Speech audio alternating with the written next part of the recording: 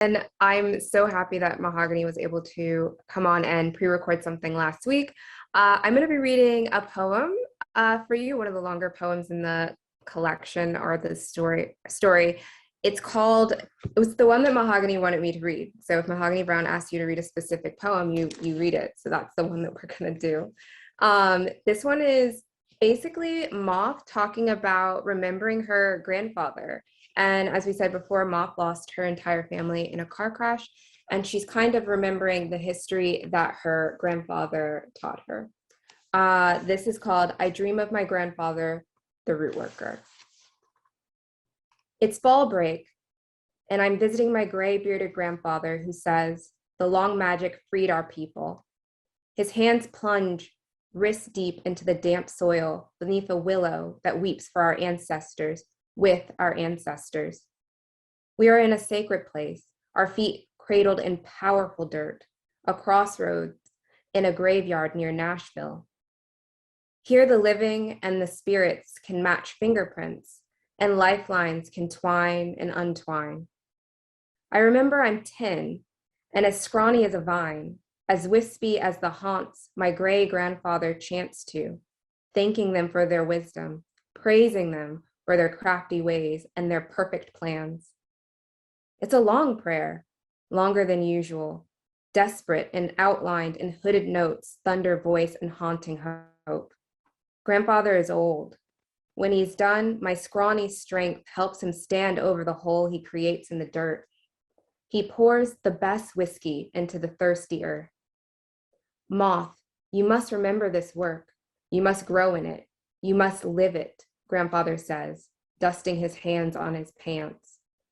What conjure is this, I ask, as the graveyard breeze pats my chapped cheeks. Grandfather bends down again, digs deeper into the soil, places my cut fingernails, a tuft of hair, and a photo of us in a small pit, along with 2 tiny seeds and a crisp white feather.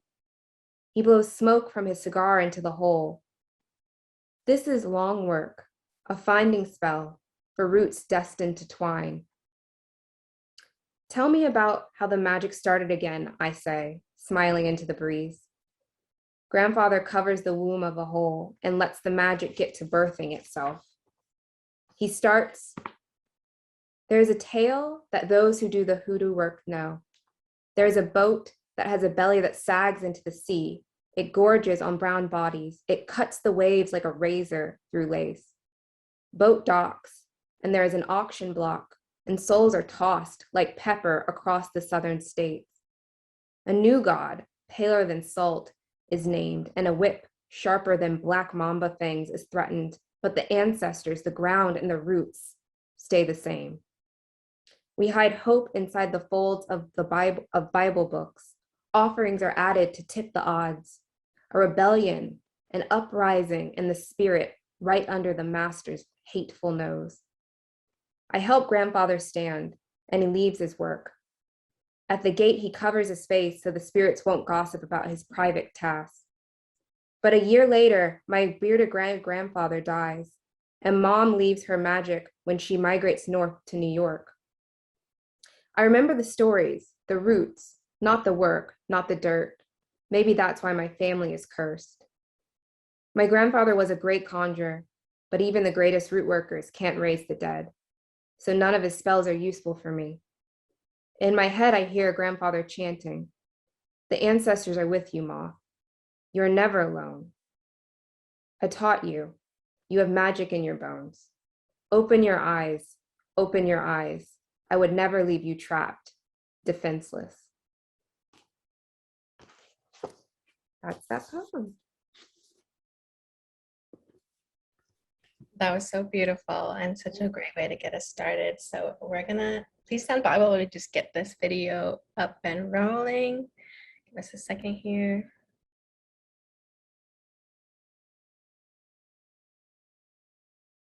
Oh, I'm so excited for this conversation. Thank you so much for making time, Amber.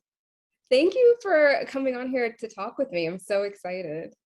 Listen, I'm still taking notes because, I mean, one cannot simply read this book once, right? So thank you for writing a story a text that unfolds every time you read it. I think that's really, really inspiring. I think it's brilliant. And I'm also wondering, like that can start off our entire conversation. How did you do that? How long did it take? Were you thinking of peeling it back layer by layer, or were you just trying to put out this story of a Black girl being centered in this otherworldly kind of landscape? That's a really good question. So this is one of my first books where I wrote it extremely quickly. I wrote it in about a month and a half. And I wrote it, my grandfather passed away in February of 2019. And as a way of healing, I started writing this probably in April. And then by June, I had a copy to my agent and everything like that. And it really moved very quickly. But the whole idea of it was I wanted to write something that was layered in the way that grief is layered and the way that life is layered. And so those layers came in later, but I guess the skeleton of the story kind of was pretty quick. But kind of like as I went back every time, I was adding those layers of trying to create this. I wanted the book to feel like, I don't know, birth, rebirth, growth, grief, all of it, like life. And that took a lot of meticulous kind of going back and getting at that feel. I think you nailed it. I think you did. Thank you. And I love that you said grief is layered. Word. Yeah. We kind of forget like there are levels to it, and you do such a good job. I love how you have soundtracked this book as well. So if folks don't know what's happening, you can go to the end of the book, play the soundtrack as you read easily. You can. I love that you made that kind of like the heartbeat of this book. Tell me why these songs, and how imperative were they towards your writing process? It's a really good question too. First of all, I'm really glad that you mentioned the soundtrack. I think that when you go on a road trip, you have to have a good soundtrack. So that was kind of the thing there, was when I was thinking about writing it. I'm a person who, I don't know about you, but I listen to a lot of music when I write. I know some people need silence, but I can't get the feel of anything I write until I have at least 3 or 4 songs that kind of have the essence of that feeling. And so when I made the playlist, that was what I listened to every time I was writing it. It got me back in the zone. And so when I thought about adding it to the end and everyone was for it, I was like, well, now people know where my mind was when I was reading it. And it's a very versatile kind of list of music, and all of those things kind of added to the story, but also it was a road trip, so it felt right to put the song. And then also in the book, Sani and Moth write a song together. So it really, music felt like it was integral to it. And the songs that are on there are the ones I was listening to while I was writing it, and it really helped.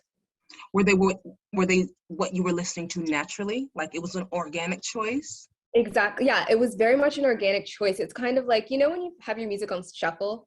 And so I would keep going back to certain ones, and then slowly this playlist started to build, and I would put it in my Spotify.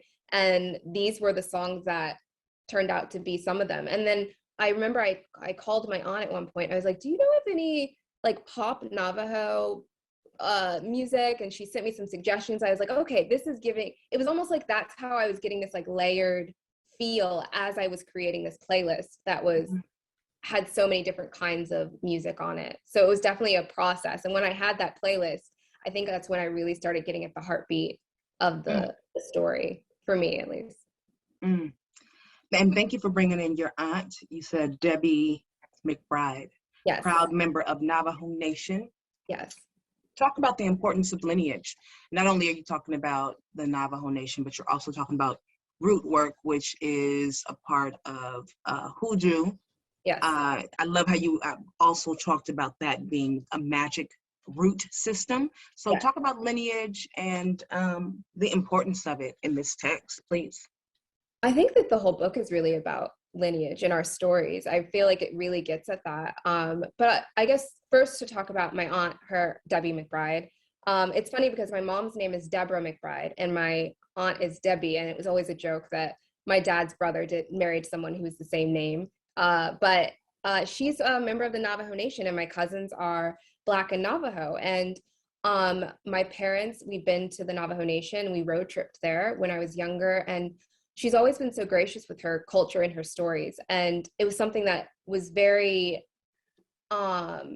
important to me, and she made it important. And there were so many times where I remember when we were younger, she'd be like, if there's a ghost in your house, this is what you need to do. And so there was that same kind of like root work, or this idea of working with the earth to find solutions to things.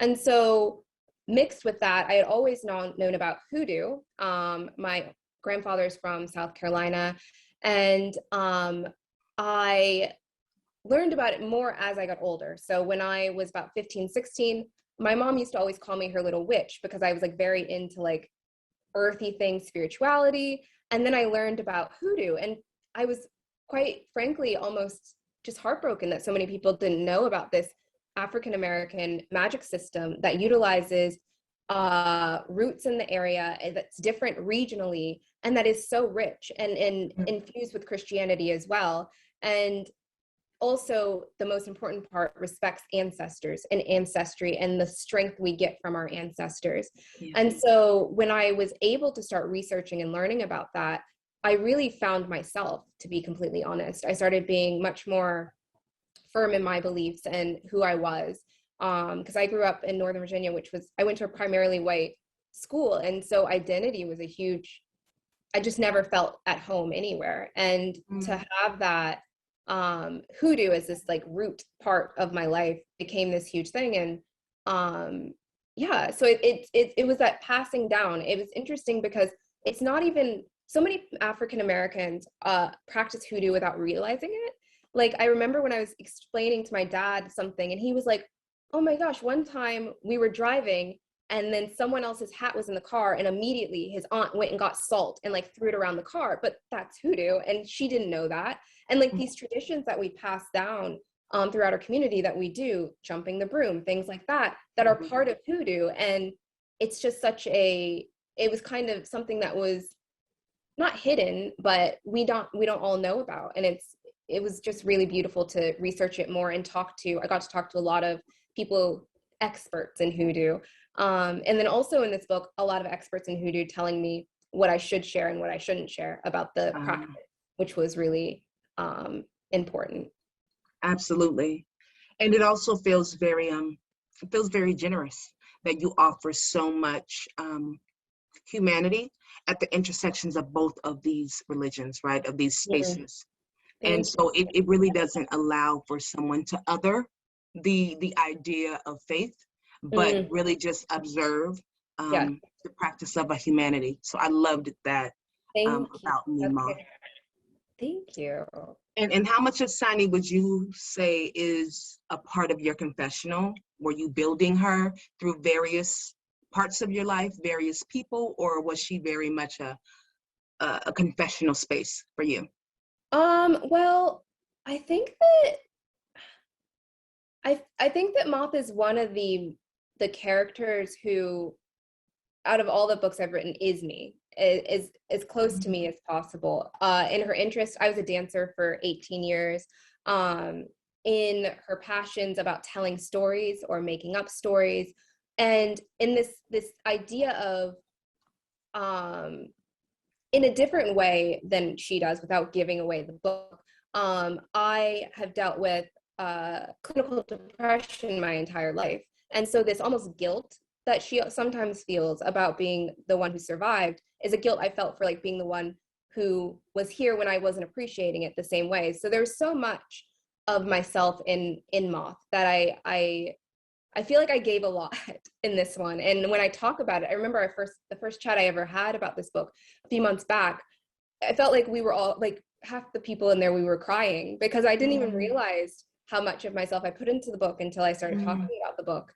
And I think we often find that in general. I'm sure you felt like that when you went back to your book, is that, oh my gosh, I put so much of my heart in here, and now I have to talk about it in a professional way without sobbing every time.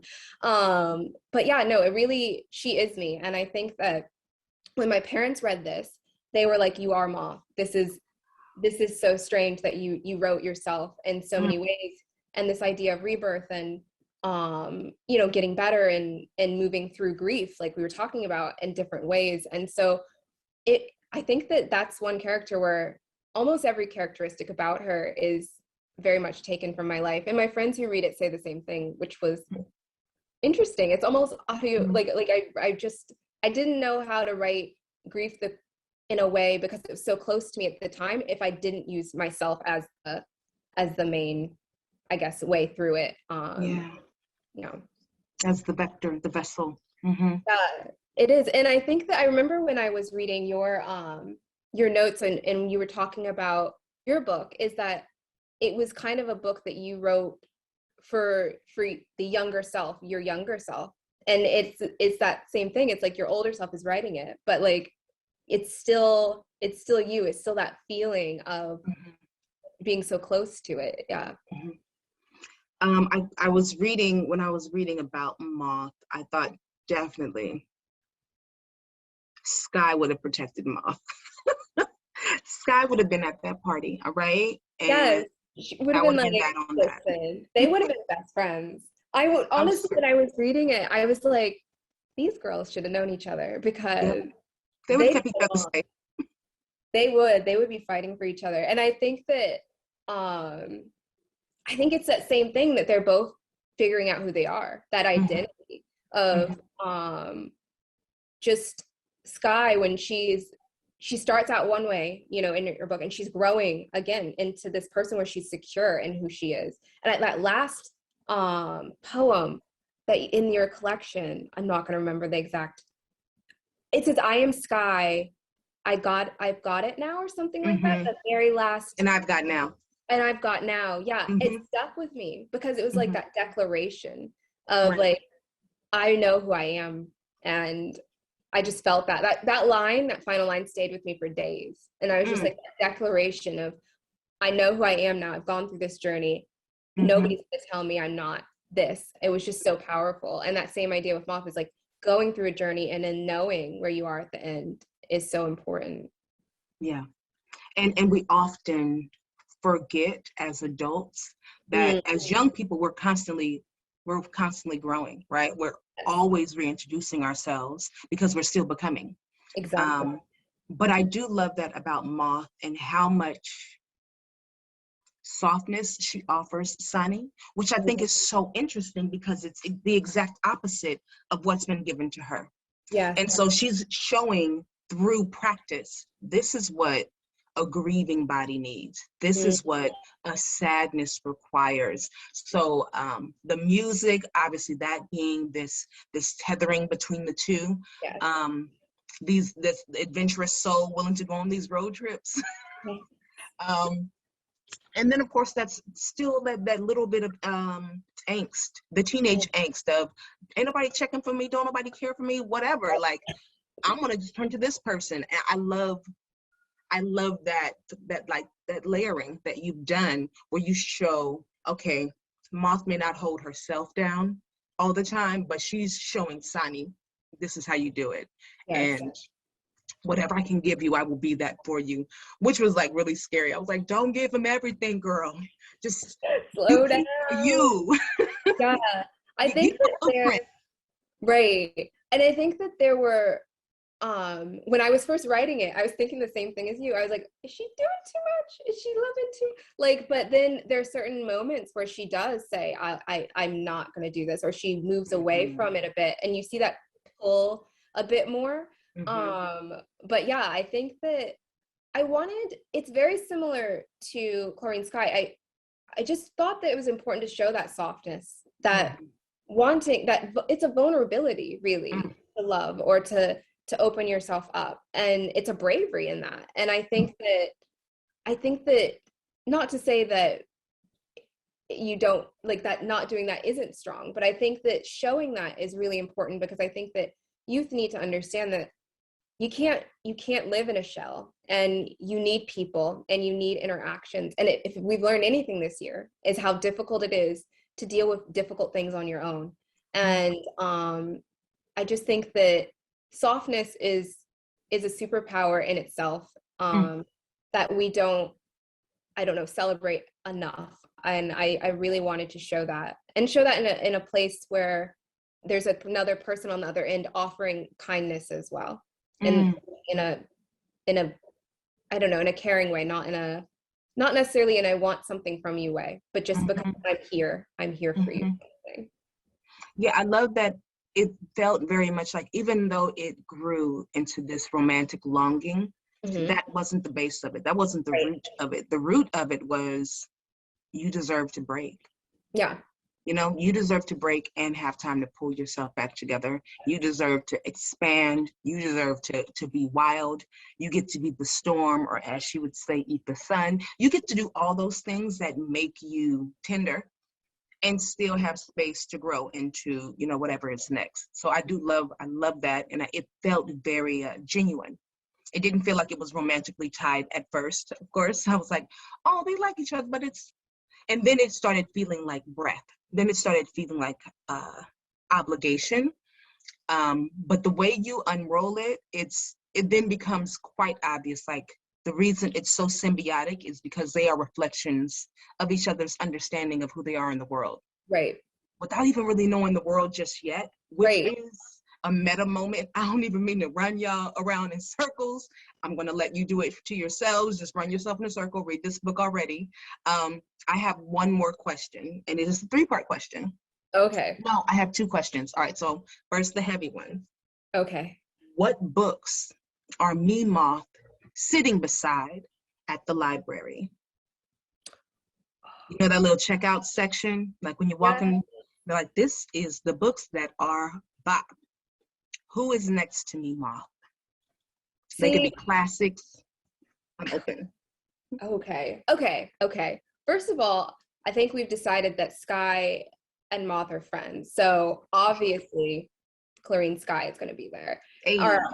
And I think that Jason Reynolds, A Long Way Down, there. And you know, Jericho Browne, The Tradition, because that's opened up this entire joint with that collection. But I don't know how Jericho does that. Every time he doesn't miss. But every single time. Seriously. But, and then also, just strangely enough, and I don't know if it's not one of my favorite books, but there's a Gothic novel feel I feel like is kind of going through these in a little bit. So I don't know. I just read Mexican Gothic recently, and there's something, I don't know, something about that vibe that I like. So I think those would be the ones. I think that's the core ones. I mean, in a perfect world. That's a really good question. I've never thought about that. Yeah, it makes me be like, oh, I have to like go ahead and pull back out the Mexican Gothic, my copy. It's good. And go ahead and jump in and finish. Right, but see, that, it gets scary. There was a point when I was reading Mexican Gothic, I had to put it down because I was scared. And I was like, it's dark outside. Already, how they get there. Exactly. So I think that it's got a little bit of that, just a teeny bit. But definitely the other ones. Yeah. Awesome. Thank you. All right. And my final question, my 3-part question. Okay. It's extremely important here. 3 things you're doing right now. What are you reading? What are you eating? And what are you watching? Okay. See, when it gets to these personal questions, now I'm like, what am I doing with my life? Should I eat today? Okay, so what am I reading? I'm reading a lot of books that aren't out yet from a lot of my agent siblings. I'm reading a lot of I don't know why the people who I beta read for write a lot of horror, but so that's what I'm reading, even though I get scared very, very easily. But I have a friend who has a book, her name's Allie, that's coming out in a year. It's called Ghost Girl, and it's middle grade, and it's about a girl. Allie herself had cancer, and she talks about how nobody talks about the girl who lived. They're always talking about the people who don't, and it's basically a middle grade haunted house book about a girl who lives, who wasn't supposed to and does, and this haunted house is something she used to go through that's kind of in her mind as well. It's absolutely stunning. and that I just finished reading. That's what's on the top of my head. But What's the name? Ghost Girl? Ghost Girl. It's Okay. we've got a year to wait. Her debut comes out tomorrow, and it's called oh, sorry, I messed up the titles. Okay. I think that why am I blanking right now? Ghost Girl is what comes out tomorrow. Her new book is, why am I forgetting the book? The original title was The House of Nevermore. So I always forget. Oh, it's called This Appearing House. Sorry. That's the one. But I really love her work. And then I'm also reading a lot of poetry, like always. Yeah. I have my MFA in poetry, so I'm reading, I'm always reading Terrence Hayes. I'm always going back to Terrence. I just reread Lighthead. Oh, wow. Okay. And that's an older collection, right? But Yeah, that's a throwback. That's a very much a throwback. I was just going back to that. And then who else? Who else? Oh, I think I'm back into classics. I'm reading Nikki Giovanni and Gwendolyn Brooks. Oh, nice. I'm just really needing a lot of comfort books right now. Yes. But what am I eating? I am a very picky eater. So I'm basically eating what I always eat. No, I made spaghetti. I like pasta. I'm not an interesting eater. I eat really healthy, but that's Healthy can be interesting. Yeah, I love that you're doing the Sealy challenge. You're eating pasta. I feel like all decadence. It's all decadence right now. Yes, I think that it's just a good pasta, some good poetry. I'm happy. And what am I watching? My internet's out, so I've been not able to stream it much, but I just watched, this is very random, but I just rewatched because I only had DVDs because I can't stream, Anne of Green Gables. Whoa. Yeah, I had nothing else and I needed something that was like long. So I watched. We're gonna have to send you some. We're gonna have to send you some DVDs to hold you down. I don't your have streaming abilities return. It's like I don't know. But what are you watching? Is there something I should be watching? Oh my God, you don't want to know. I'm watching Gossip Girl on HBO Max. Yes. Look, I call it anthropological research. We need to know, because that's not my life, right? Right. To understand, just in case you want to write a character like that someday, like yeah. And writing YA now, I have to remove the adult in my head. That's like, you're not going to do that. That doesn't make sense. Relax and just go for it. And those are the things that you can watch. You know, love Victor, love Simon. Danielle Clayton got me onto those. Yeah, I'm watching things that don't allow me to like be overly judgmental about this being on your permanent record. I'm watching that. Yeah, I'm watching that. I finished Love is Blind After the Altar. Chef's kiss. Ooh, you know, do that. I'm like this list of when I get my internet back of things I should be streaming. But definitely also my guilty pleasure, Vampire Diaries. I do love that. I can't help it. It's so good. It's like I didn't want to love it, and I like 2 episodes in, I was like, I'm addicted. All right, let's go. Yeah. That's how I felt about Riverdale. Once I watched Riverdale, I think I watched it for the first time during the quarantine. So where do I have to go? Nowhere but to this otherworldly place. Perfect. Perfect. And the thing is, you can keep watching all the episodes. That's what's good about it. You have to do it. Well, I am so excited to hear what is next for you. Can you share a little bit? I can a little bit. Let's see. So I definitely have my second book, which is called We're All So Good at Smiling, which is about a girl named Whimsy, because I can't name my characters. My grandma gets so upset. She's like, can you just stop naming your characters like this? And I was like, I'm sorry. But her name is Whimsy. And this is another character that borrows a lot from my life. She has clinical depression, and it's about how she goes through this magical kind of garden to like move through that pain. And that comes out August 2022. And then I also have a middle grade novel, and that comes out, when is that? I think 2023. And it's kind of about it's kind of historical realism a little bit. That's the best I can describe it. I'm in the midst of editing it still, so I'm not quite sure what it's going to be. Wow. But and then I might have a poetry kind of collection coming. That was so. my next question. I was like, and the poetry, what are we doing? So I have a poetry collection right now that I'm working on, but also a poetry anthology, which I don't know how much I'm allowed to talk about yet, but it's coming. It's going to be coming. I love how many stuff you're not allowed to talk about. They're like, this is still a secret. But a poetry anthology with Black poets, with Black folklore in it is coming. Too, we're hoping. Well, we'll see. That's coming. They know who you are. Don't mess coming. up, publishers. Don't mess up. Go ahead and put these books out that McBride is doing today. All right. We're just gonna have lots of poetry everywhere. So that's I'm loving the canon. You know, and also I'm just here for more novels in verse from everyone, honestly. Because you know, I go to the section and there's so many good ones, but there aren't that many. There aren't that many to pick from. Right. And I'm always excited about new novels in verse coming out. Well, I think we should start a whole little book list and share it amongst ourselves. Make sure that we at least keep that tradition alive.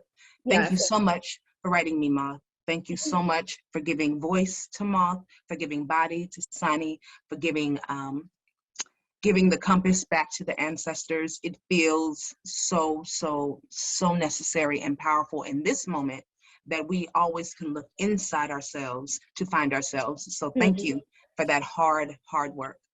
Thank you so much. And thank you so much for chatting with me. It's been wonderful. And I really, really appreciate it. Thanks. Bye, everyone. Enjoy.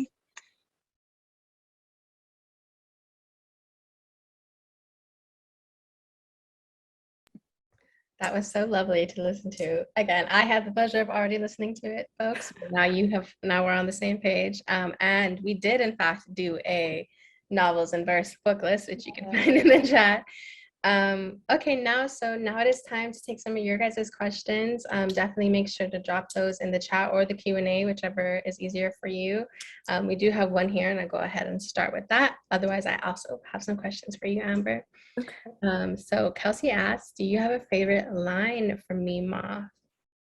Yes, I do. It's actually from the poem that I read, and it's the final line. Of course, I don't have it right now on hand, but it was basically when her grandfather said, listen, listen, I would never leave you defenseless. And that idea that your ancestors or your family would never leave you without something to hold on to. It's one of my favorite lines. And then also, there's a line that is later in the collection where they're writing a song together, and Sani says, "An iron to smooth out the creases that pop up in your spirit." And I loved that line that I wrote. Is that bad? I like that line. It's not bad. It's not bad. No, that's beautiful. And I have a question because this, I was thinking about this when you and Mahogany were chatting.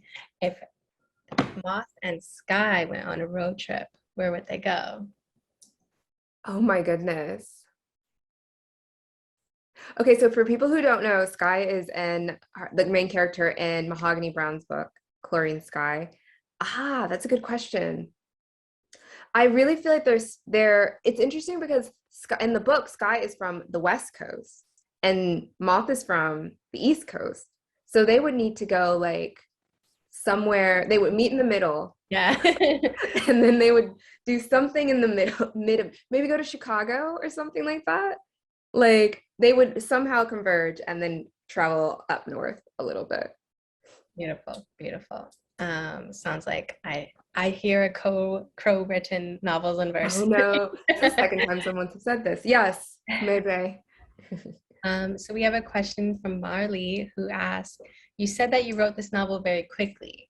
Generally speaking, does the voice come first, the plot, the vibe, and did me, Moth, follow that general path, albeit more quickly? For me, the character comes first. Like I have to know the character inside and out. It's almost like this without sounding, well, you know what? I feel like every writer is like without sounding crazy, but it is crazy that I will literally have conversations with my characters in my head before I start writing them because I have to know who they are. So often when I'm going on walks with my dog, I'm like, okay, how would Moth answer this question? And I'll in my head answer it that way. So I'm starting to get a feel for who that character is. So once I have the character, and then I can have the plot. But the interesting thing about this one, that's this novel that was so different from the way that I had written things before, was that I knew the ending of the book before I started writing the book, which never happens to me. I'm generally a let's just see what happens person. But Moth was very clear in my head before I actually started to sit down and write Me Moth. Oh, wow. Thanks, Marley, for that question. Yeah, I have a kind of a follow-up question to that, or like a craft related question. How is writing the end of a novel in verse different than writing the end of a poem? Last conversation, last night with Jason, we were talking about this a bit, and it's just so much more precise. Like when I finish like my middle grade novel, it's not in verse, and I get to spend a page just tying things up, just making things like end neatly. But when you're writing in verse, it's just the trimmings, and it's just so difficult to figure out what is the last word going to be, because that word is generally line broken and like it's going to be on its own, and that's how you're ending the book. So I think you rewrite it about 65 times, and then then your editor says you've done it enough, let's just go with this one. But it's much more precise, and less room for error, I feel like, in general. Right. One more sort of like craft related question. And my question is, what is your advice to young writers who wish to add on to that canon you and Mahogany were speaking about? That's a great question. With anybody who wants to be a writer, I always say read excessively.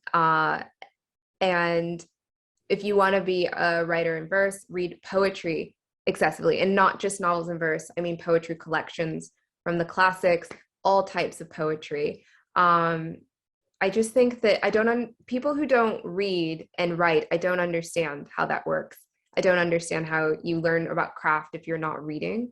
So when I'm in writing mode, which is usually about 6 months out of the year where I'm like hardcore writing, and then I'm usually like editing the other, I'm reading constantly. I barely watch TV. So I average about 100 books a year, just because Wow. I feel like the best writer I can be is always when I'm basically, I always say drunk on words, that when I've read so much, and reading shows you that as a writer, you can do whatever you want. Like there's so much out there that you can do. And it almost gives you this agency of, I can write this, I can create this world that's different. This author did that. And you start to learn what your own voice is. So reading, and then obviously writing. But I think that reading at first, if you're just starting, is more important than the actual writing. Yeah, I would agree. And we put so many recommendations for y'all in the chat of linking to those They're books. so good. All of them are so good, all the rec. Have that reading list. Okay, so we have time for just about one more, unless you folks have any other questions, then I'll just ask this last one. So my question is, where do root work, poetry, and storytelling, and you are a teacher, so maybe even teaching, intersect? Or Ooh, what does each practice / medium teach you about the other, or teach you about yourself? that's a good question. Like 3 questions in one, so you can just choose whichever one you want to ask. I'm like, so root work, writing, and teaching were the three. All right. The third one was storytelling, and then Storytelling. the potential fourth one was teaching. Okay. But that's up to you. I think that all of those things teach me about compassion and empathy in a way that I don't think you experience in other ways. For example, for teaching is all about empathy and compassion. Your students, especially if you teach writing or creative writing, you have to be empathetic to that. Storytelling is about empathy and creating emotion through that story. root work is about empathy and respect for your ancestors. It really is all connected to this idea of acknowledging other people's experiences and putting yourself in those positions. That's what storytelling is. That's what writing is. That's what teaching is. So I think that empathy, let's all be more empathetic. Let's all try to love each other better, kind of thing. Well, that's such a beautiful note to end on. And who better to teach us how to love better than Moth and Sani? Yes. So I highly recommend checking out those books. We're going to drop a link in the chat one more time to get your signed copy. Thank you, Amber, for sending us some signed book plates. So we highly recommend you checking that link out. Congratulations again, Amber. Thank you.